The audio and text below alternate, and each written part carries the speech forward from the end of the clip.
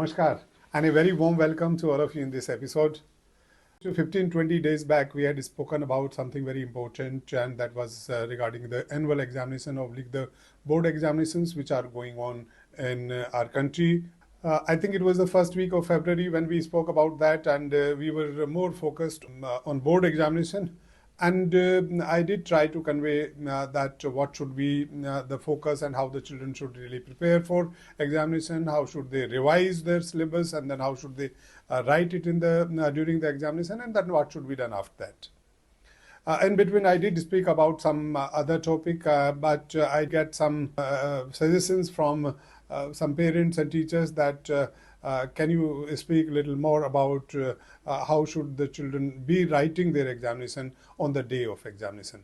So I thought that when you get this video, it would be probably almost the last week of February, and the children of almost all classes, wherever the examinations are held, would be writing their examinations in the first week of March or second week of March. तो अब आप देखिए कि आप exam देने जा रहे होंगे, कभी कभी आपके मन में ये बात आ जाएगी और कि मैं कितना अच्छा कर पाऊंगा। ये मैंने पहले वीडियो में भी आपको बोला था। मैं आज जो बात करूंगा आपसे सिर्फ एग्जामिनेशन रूम के अंदर आपको कैसे करना है। जैसा मैंने पहले भी बताया, 10वीं और 12वीं के बच्चों के लिए, ये सभी बच्चों के लिए है कि जब आप अपने एग्जामिनेशन हॉल में पहुंचे तो आप ठीक से बैठिए, वहां जाकर के टाइम से पहुंचिए, ठीक से बैठिए, ऐसे कपड़े पहनिए, कंफर्टेबल स्कूल यूनिफॉर्म होगी, वो भी इस तरह की होनी चाहिए। जब आप लिखेंगे तो आपके हाथ में खिंचाव ना हो, शर्ट की जो आपकी स्लीव है, बाजू है, वो बहुत, देखिए बात बहुत छोटी सी है, अगर वो बहुत टाइट होगी तो आपको लिखने में तकलीफ होगी। आपका जो हाथ चलेगा, आपकी राइटिंग हो सकता है कोई लेटर या कोई शब्द थोड़ा सा मतलब उस खिंचाव की वजह से उतना अच्छा या उतना साफ आप लिख पाओ कि भाई टीचर उसको ठीक से चेक कर पाए। तो ये थोड़ा कपड़े का, जैसे मैंने आपको बताया, सामान आपको साथ अपना जो भी चाहिए, चाहे आपका ज्योमेट्री बॉक्स है, पेन है, पेंसिल है, इरेजर है, जो भी जरूरत है, जो अलाउड है एग्जामिनेशन हॉल में, वो आपको लेके गए। आप वहां पर बैठ गए, अपनी चेयर पे आप बैठे, टेबल पे बैठे, आप बैठ के सबसे पहले ये कंफर्टेबली देख लीजिए। देखिए ज्यादातर बच्चे जो अदर देन बोर्ड एग्जामिनेशन दे रहे हैं वो तो अपने स्कूल में ही देंगे, बट हो सकता है जिस क्लास में आप बैठते थे अब तक उस क्लास में ना बैठे, अब दूसरी रूम आपको मिला हो बैठने के लिए, तो आप देख लीजिए कि चेयर और टेबल जिस पे आप बैठ के दे रहे हैं एग्जाम, वो कंफर्टेबल है। बट उससे पहले एक बात तो जो मैं पहले वीडियो में नहीं बता पाया था, आपको बताना चाहूंगा कि जब आप स्कूल जाएं तो आप घर में ये चेक कर लें आपके जेब में कोई भी इस तरह का पेपर ना हो जो कि एग्जामिनेशन हॉल में ले जाना अलाउड नहीं है। क्योंकि कई बार क्या होता है, हम कुछ प्रैक्टिस कर रहे होते हैं, रिवाइज कर रहे होते हैं, किसी कागज पे हमने लिखा तो रिवीजन के लिए होता है, बाय द वे वो जेब में रख लेते हैं और वो जेब में पड़ा रह जाता है। हमारा कोई इंटेंशन नहीं है कि हमें वो एग्जामिनेशन हॉल में ले जाना था, लेकिन अगर वहां पर इन्विजिलेटर को मिल जाता है तो आप कितना भी उसके अंदर फिर अपनी तरफ से सफाई देंगे तो उनको यही लगेगा ये जानबूझ के लाया गया। तो आप अपने कपड़ों की जेब अगर अच्छे से चेक करेंगे कि कोई भी इस तरह की चीज नहीं आप लेके जाएं, कागज इस तरह का नहीं लेके जाएं, या कोई और दूसरा आइटम ऐसा नहीं लेके जाएं जो जिसकी वहां पे जरूरत नहीं है या जो अलाउड नहीं है। तो ये आपने पहले कर लिया और यहाँ पर आपने कुर्सी मेज अपनी सेट कर ली। अगर लग रहा है कि कोई टेबल किसी कारणवश हिल रही है, कोई फ्लोर ऐसा हो सकता है थोड़ा ऊंच नीच हो गई है, तो आपको जो भी उससे पहले पेपर लगाना है उसके नीचे या किसी इन्विजिलेटर को बता करके उसको ठीक कर लीजिए, क्योंकि जब आप लिखेंगे और बार बार अगर टेबल हिलेगी तो आपको फिर तकलीफ होगी लिखने में। तो ये सब करने के बाद जब आपको आंसर शीट मिलती है, मैंने पहले भी बताया है बोर्ड के बच्चों के लिए भी कि आप उसको ठीक से अपनी सारी एंट्री है बराबर अच्छे साफ शब्दों में के अंदर लिख लीजिए। और उसके बाद में जब आपने वो काम कर लिया, जब आपको क्वेश्चन पेपर मिलता है, आप उसको ठीक से पढ़िए, शांत मन से पढ़िए, एकाग्र चित्त रहिए, मतलब आप कंसंट्रेट करिए उस क्वेश्चन पेपर के ऊपर। अब आपको बिल्कुल ये नहीं सोचना है कि भाई मैं इसमें कितना कर पाऊंगा, कितना नहीं कर पाऊंगा। आप देखिए एक क्वेश्चन पेपर को पूरा पढ़ने के बाद में, हर सवाल को पढ़ने के बाद में आप अंदाजा लगाइए कि out of 30 questions, out of 15 questions, out of 40 question, what ever is the number of questions in that particular subject, आप इतने सवाल इसमें अच्छे से कर सकते हैं। आप वो जब ये बना लेंगे उसको आप करना शुरू करिए, और करने के जब आप जो आंसर शीट है आपकी उसमें देखिए थोड़ा सा आपको लेफ्ट साइड में आप लाइन खींच लीजिए, थोड़ा सा स्पेस छोड़ दीजिए। आप बिल्कुल कोने से ना शुरू करें लिखना, थोड़ा सा स्पेस छोड़ दीजिए। आप उसमें 1 centimetre, 1.5 centimetre, 2 centimetre, depending upon आपकी आंसर शीट का साइज क्या है, तो वो आप जरूर कर लीजिए। और फिर आप क्वेश्चन नंबर जरूर लिखिएगा, आंसर उसमें लिखिए जो भी सीरियल नंबर है, 1 है, 2 है, 15 है, 20 है, उसको जरूर लिखिएगा। ये लिखते वक्त इसमें एक बात और आप जरूर ध्यान रखें कि जो सब पार्ट्स होते हैं किसी क्वेश्चन के, जैसे क्वेश्चन नंबर 1 है सपोज करो, और उसके अंदर फिर A B C D E F G 5 या 6 जो भी सब पार्ट्स हैं, और वो उनके जवाब जब आप दे रहे हैं उनको एक जगह दें। मैं हमेशा कहता हूं कि अगर आपको एक क्वेश्चन नंबर 10 अच्छे से आता है, आपने पहले कर दिया, कोई बुराई नहीं है, बट 10 जो क्वेश्चन नंबर 10 है उसको पूरा एक साथ करिए, उसका ए पार्ट बी पार्ट जितने भी पार्ट हैं उनको एक साथ करिएगा, उनको फिर अलग अलग मत करने की कोशिश करो, उनको एक जगह सोल्व कर लो। और आप मान लीजिए आपको लगता है कि आपको आंसर नहीं आ रहा, तो उतना स्पेस छोड़ करके आप डी पार्ट को कर लीजिए और फिर नेक्स्ट क्वेश्चन पे चले जाइए, नेक्स्ट का आंसर आप लिखिए। हमेशा ध्यान रखें कि दो आंसर्स के बीच में एक या दो लाइन आप जरूर छोड़ें, एक लाइन कम से कम आप जरूर छोड़िएगा, जिससे कि जो आपका इवेल्युएटर होंगे उनको ये पता चल जाएगा कि ये आंसर यहाँ खत्म हो गया, तो मुझे यहाँ पर इनको इतने मार्क्स आपने लिखा है उस हिसाब से डिजर्व करते हो उतने मार्क्स आपको वो दे देंगे। फिर नेक्स्ट पढ़ेंगे। अगर आपने स्पेस नहीं छोड़ा तो कई बार मतलब ये नहीं हो गया, हमेशा ऐसा होता है या सब कोई ऐसा करता है, कई बार वो नहीं समझ पाते कि नेक्स्ट क्वेश्चन यहाँ से शुरू हो गया, अच्छा फिर आप रिवेल्यूशन कराओगे, उसमें टाइम लगता है, आपका रिजल्ट आ चुका होता है, स्ट्रेस अननेसेसरली आप ले चुके होते हैं तब तक। तो ऐसा कोई काम नहीं करिए जिससे कि इवेल्युएटर को थोड़ा सा भी उसमें तकलीफ उठानी पड़े। आप अपने हिसाब से स्पेस छोड़िएगा, ये जरूर देखें। और जो पेन या पेंसिल जिस तरह से ब्लू या ब्लैक पेन है वही आप यूज करिए। अच्छी साफ राइटिंग में उत्तर लिखिए। ब्लू इंक हो या ब्लैक इंक हो, उसको बहुत रंगीन बनाने की जरूरत नहीं होती है। अगली बात जो मैं आपसे कहना चाहूंगा कि अगर ये पेपर आपका मैथमेटिक्स का है या साइंस का है, जहां या बिजनेस स्टडीज है या इकोनॉमिक्स है, जहां आपको थोड़ा सा कैलकुलेशन करनी पड़ती है, तो राइट साइड में भी थोड़ा स्पेस छोड़िए, आप वहां पे भी लाइन खींचिए जो पेज का राइट साइड है, और लेफ्ट साइड तो आपको हमेशा छोड़ना ही है, मार्जिन थोड़ा, और राइट साइड में भी छोड़िए और रफ वर्क वहीं करके देखिए। ये मैंने आपको पहले भी बताया, फिर आपको बता रहा हूं कि जो आंसर्स आप कर रहे हैं आप उतना लिखिए जितनी की जरूरत है।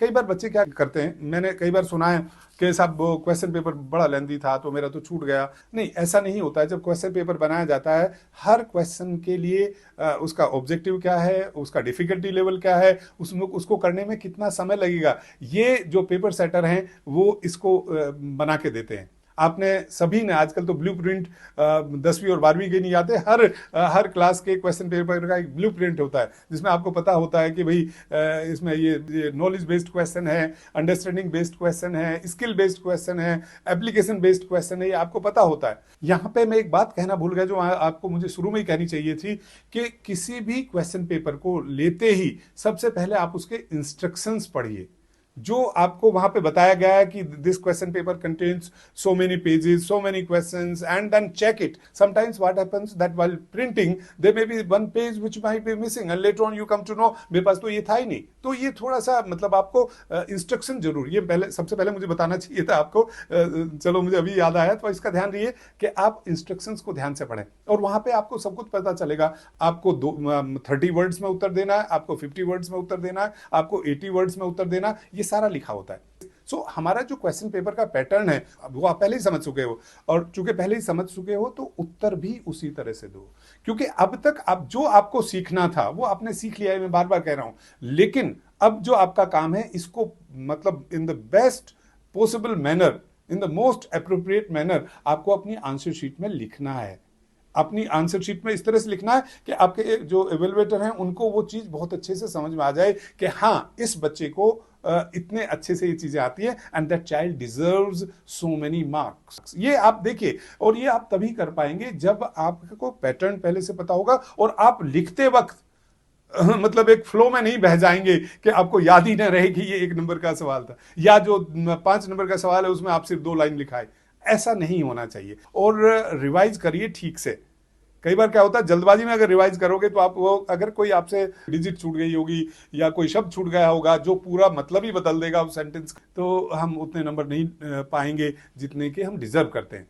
और हम ऐसा काम क्यों करें कि हम उतना ना पाएं जितना डिजर्व करते हैं, उतना तो पाए ना कम से कम, अगर उससे ज्यादा नहीं, इतना तो हमें करना ही चाहिए। जब थोड़ा सा लग रहा कि मैं कुछ चीज भूल रहा हूं, आराम से पानी पीजिए, 1 मिनट लगाइए, 2 मिनट लगाइए, कंसंट्रेट करिए, घबराइए मत। घबराहट इस वक्त बिल्कुल भी हमारे दिमाग में ये चीज़ नहीं आनी चाहिए, स्ट्रेस नाम का नहीं आना चाहिए. I would like to narrate a story which I came across very recently. It may not be necessarily related to what you have to do during the examination, but what you have done before that. Because I'm very sure that all the children would have worked very, very hard, and you can really change something which perhaps people were not very hopeful of that you would be able to do that much well. But with the sheer determination and hard work, you can really change everything to your benefit. And this story I heard from somebody. There was a podcast which I was listening to, and in which the person mentioned about Gagge Khuda Bakht. And Gagge Khuda Bakht ji is one गायक of Agra घराना.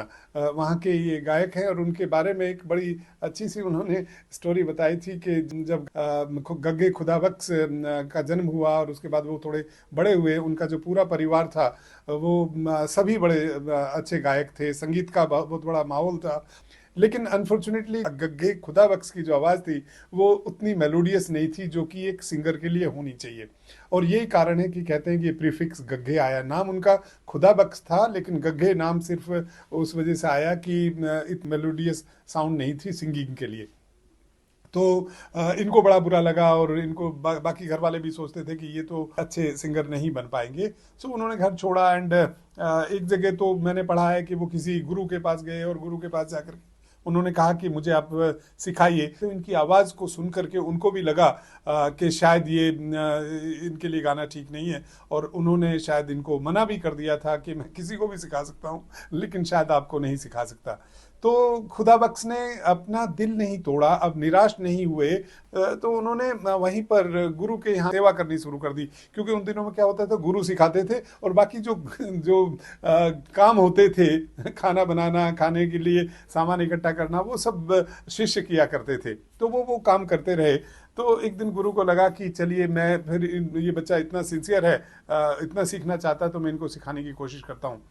तो एक जगह तो उन्होंने जिक्र किया है कि that duration which he mentioned, he wasn't very sure about it, but जब गुरु ने उनको सिखाना शुरू किया तो जो पहला शुरुआत होती है सा से शुरुआत, सारेगामा पाधानीसा में सा से हम लोग शुरू करते हैं, तो उन्होंने सा से शुरुआत की, और कई सालों, उन्होंने तो 11 से 13 साल की बात की है, सिर्फ सा सुर की उनसे बात की, सिर्फ सा सिखाया, नो अदर सुर. और ये जो हमारे जो खुदा बख्श थे, ये भी उसको सीखते रहे, सीखते रहे, सीखते रहे, और आखिर ये हुआ, his voice change to one of the most melodious voice, और वो अल्टीमेटली फिर वापस आगरा घराने में आए, और उन्होंने बहुत अच्छा अपना नाम किया, और बहुत अच्छा संगीत में उनका योगदान है. तो मैं ये कहना चाहता था कि अगर उन्होंने मेहनत की थी, एक डिटर्मिनेशन था, एक उनको हार्ड वर्क करने की इच्छा थी, और जैसा गुरु ने कहा उसको उन्होंने फॉलो किया. ये नहीं कि नहीं मुझे आज ही सिखा दीजिए, अभी सिखा दीजिए, जो मैं हमेशा कह देता हूँ, जो हम जल्दबाजी में रहते हैं वो थोड़ा सा गड़बड़ होता है. सो गग्गे खुदा बख्श की जो मैंने कहानी आपको बताई, उस बंदे ने बिल्कुल गिव अप नहीं किया, एंड उसके बाद वो सीखा, जो उसने सीखा था उसको फिर दुनिया को देके गए, जो आज भी मैं उसका जिक्र कर रहा हूँ आपसे. मैं आज भी उसको याद करता हूँ, और मैं ही याद नहीं करता, संगीत की दुनिया में सारी दुनिया उनको याद करती है. तो मतलब कहने का ये है कि अगर वो स्ट्रेस्ड हो गए होते, वो घबरा गए होते, तो मुश्किल होती. आपको बिल्कुल नहीं घबराना है अपने एग्जाम में.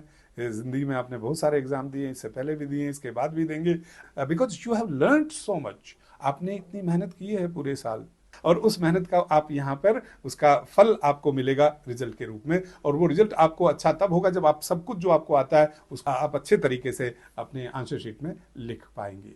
मैं समझता हूँ कि इन चीज़ों को आप ध्यान में देंगे, और सभी बच्चे हमारे अच्छा करेंगे. और जैसा मैं हमेशा कहता हूँ, जब आप क्वेश्चन पेपर देने के बाद वापस आएँ तो खुश रहें, सबको अच्छा बताएं, और जहाँ आपको लगता है कि मेरे से ये ठीक नहीं हुआ, कोई बात नहीं, ये पेपर तो आपको दोबारा देना नहीं है. अब तो नहीं भी हुआ तो कुछ आप उसका ज़्यादा नहीं कर सकते. अब आप तैयारी करिए अपने अगले पेपर की. अगला जो भी सब्जेक्ट का आपका पेपर है, क्वेश्चन आपको एग्जामिनेशन देना है, आप उसकी तैयारी करिए, and focus on that, and do the same in that also, and in the next paper also. I'm sure you'll do very well. Thank you very much. God bless you all, and I wish all the children best of everything for their annual examination and do well in that. Best wishes and blessings. God bless us all. Thank you.